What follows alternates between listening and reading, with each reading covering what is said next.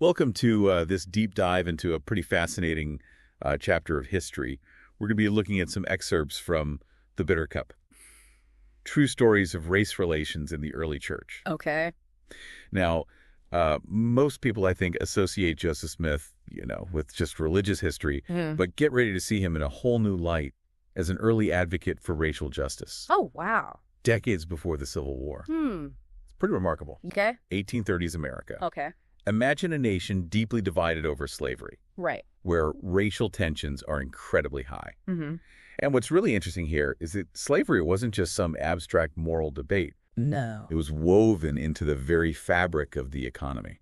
Yeah, that's a really crucial point. Yeah. I mean, the Southern economy relied heavily on slave labor Right. for, things like cotton. Right. And then that cotton-fueled textile mills up north, even across the Atlantic. Yeah. So you're talking about a massive global system Yeah. with huge economic implications. Absolutely. Yeah. Challenging slavery meant challenging the entire flow of goods. Right. And the power held by those who profited from it. It's easy to kind of forget how interconnected everything was back then. Totally. Yeah. Okay, so against this backdrop, Okay. we have Joseph Smith, who's leading this new religious movement. Right.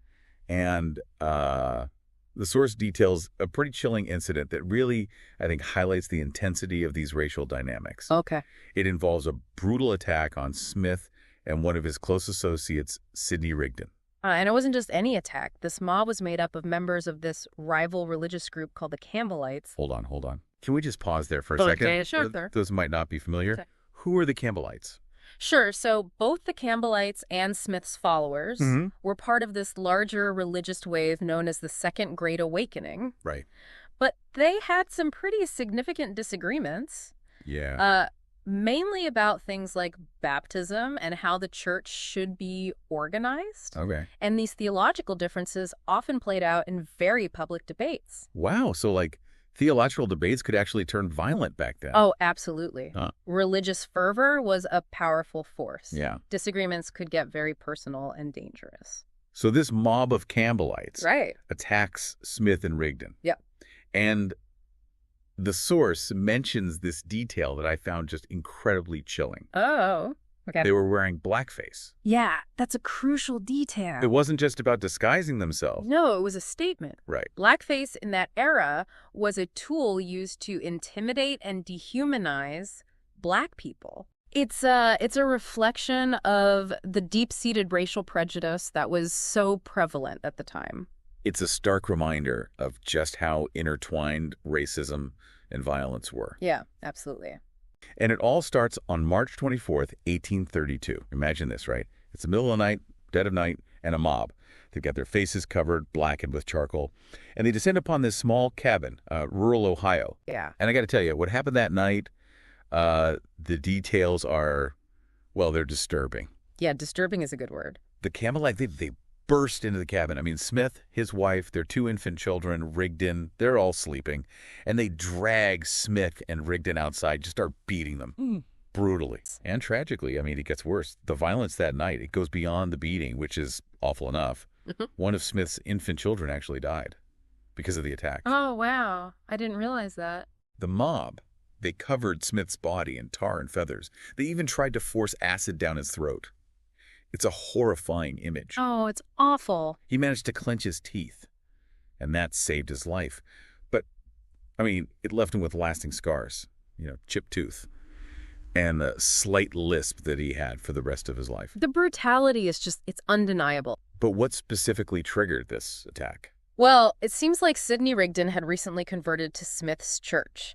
Okay. And he brought a large number of followers with him, including a freed Black slave named Pete. And this is where things get really interesting, Yeah, right? exactly. And you have to remember, this was just a few months after Nat Turner's rebellion in Virginia. Oh, wow. So white fear and paranoia about Black literacy Right. and religious practice were at an all-time high. Yeah. Like, a lot of states were passing laws to restrict the rights of Black people, making it almost unthinkable for a Black man to hold any position of authority, Right. let alone in a church.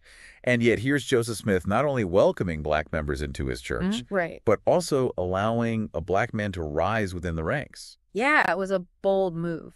You'd think, after going through something like that, I mean, that kind of racially motivated violence, you'd think Joseph Smith would just back away from issues of race. Right. I mean, it'd be understandable, wouldn't it? Completely understandable. I mean, given the trauma, what he went through. But that's not what happened at all. It's like the opposite almost. It's really, I mean, talk about a twist in the story, right? It's surprising because despite the danger, all the opposition, Smith, he keeps welcoming Black members into the Latter-day Saints Church and even takes a more radical step just a few years later.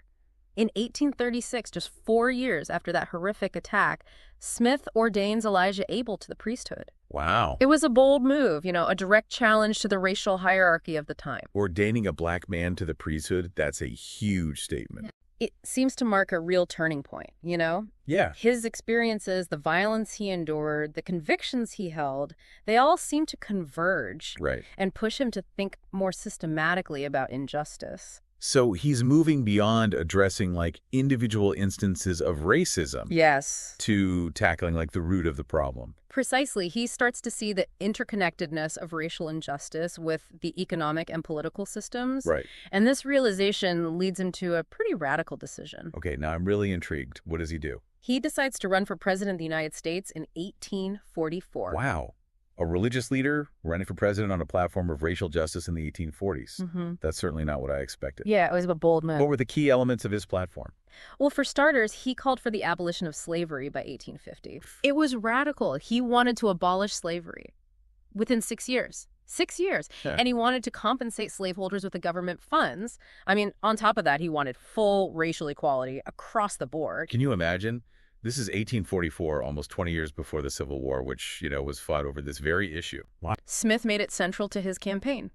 That's incredibly bold. Yeah. Especially considering, the economic dependence on slavery we talked about earlier. Yeah. Think about that for a second. This is decades before the Civil War, decades before the abolition movement even gains any traction. I mean, even people who opposed slavery back then, a lot of them, they didn't believe in full racial equality. Right. So for Smith to do that then, in that climate, took some serious courage. I mean, he was risking everything. He was. And those threats, the ones we talked about, those weren't empty. Smith and his followers, they faced constant persecution, violence because of their stance on race. Yeah. It's easy to forget that, looking back. It makes you understand just how risky those actions were. Did he have any, practical ideas about how to actually achieve abolition? He did. He proposed a gradual emancipation plan that included compensating slave owners with funds from the sale of public lands. Oh, interesting. He also advocated for reducing congressional salaries to free up even more money for this purpose. So he wasn't just calling for an end to slavery. He was thinking about, the complexities of the situation. Yeah. And proposing concrete solutions. Exactly. He recognized the economic anxieties of slave owners while also advocating for a morally just outcome. Exactly. He understood that change wouldn't happen overnight. Right. It required careful planning and willingness to compromise, even while holding fast to his core principles. This is where he really starts to stand out as a visionary leader, isn't it? Absolutely. He's not just reacting to events. He's putting forth a bold vision for a more just and equitable future. Absolutely. And his vision extended beyond just ending slavery. Okay. He called for a true sense of universal brotherhood. Right. Arguing that all people, regardless of race, were created equal in the eyes of God. It's amazing to think that these ideas were being espoused in the midst of such a racially charged and divided nation. Do we have any examples of his actual words from that campaign? We do. There's a powerful passage from his platform Okay. that really captures his passion and urgency. It reads, "The wisdom which ought to characterize the freest, wisest, and most noble nation of the 19th century should, like the sun in his meridian splendor, warm every object beneath its rays, and the main efforts of her officers, who are nothing more or less than the servants of the people, ought to be directed to make life better for everyone, black or white bond, or free for the best of books, says God hath made of one blood all nations of men for to dwell on all the face of the earth. Petition also, ye goodly inhabitants of the slave states, your legislators, to abolish slavery by the year 1850 or now, and save the abolitionists from reproach and ruin, infamy and shame. Pray Congress to pay every man a reasonable price for his slaves out of the surplus revenue arising from the sale of public lands and from the deduction of pay from the members of Congress. Break off the shackles from the poor black man and hire him to labor like other human beings, for an hour of virtuous liberty on earth is worth a whole eternity of bondage." Wow. You can really hear the conviction in his voice, the absolute belief in the inherent worth of all people.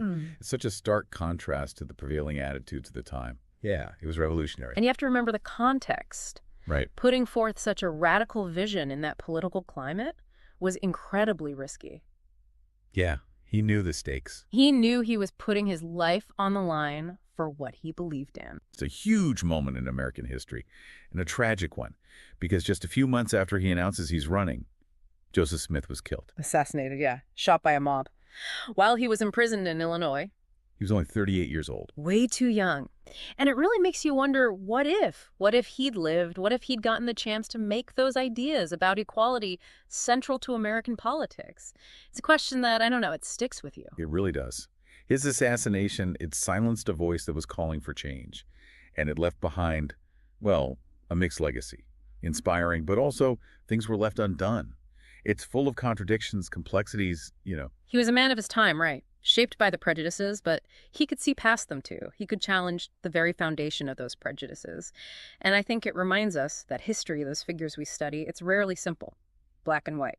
It's easy to want to put people in boxes, but Joseph Smith, he doesn't fit neatly. He really doesn't. I mean, he suffered horrific violence, racially motivated, obviously, but then he champions racial equality in ways few others did back then.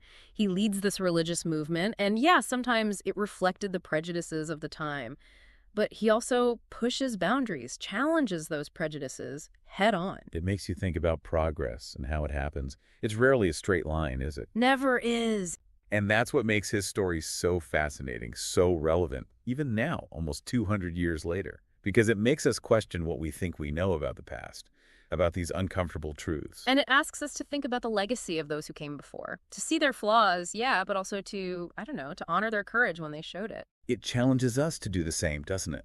Have the courage of our convictions, fight for what we believe in, even when it's hard, even when it's unpopular, to be willing to stand up and say, this isn't right, and to work towards something better. Smith's story, to me, it's a reminder that change is possible. That's something worth remembering. It really is. And that's why, that's why we do this, why we dive into these stories, these fascinating, sometimes overlooked parts of history, because often the stories we least expect, those are the ones that teach us the most about ourselves, about where we came from, about the potential we have to build a better future. This has been a really thought-provoking conversation, to say the least. I know I'm going to be thinking about this for a long time. Me too.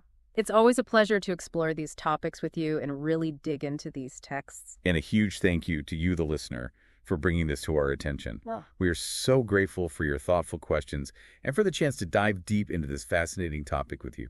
Until next time, keep exploring, keep questioning, and keep seeking those deeper layers of meaning in everything you do.